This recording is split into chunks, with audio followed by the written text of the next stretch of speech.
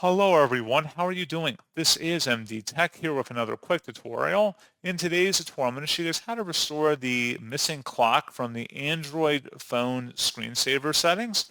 So if you used to have a clock as your screensaver and either now you don't have a screensaver or it's something else, in today's tutorial I'm going to show you guys how to restore it. And without further ado, let's go ahead and jump right into it. So all you have to do is slide up on the home screen and select the setting gear button. You want to scroll down and select Display and Touch, and then underneath Appearance, select Screensaver.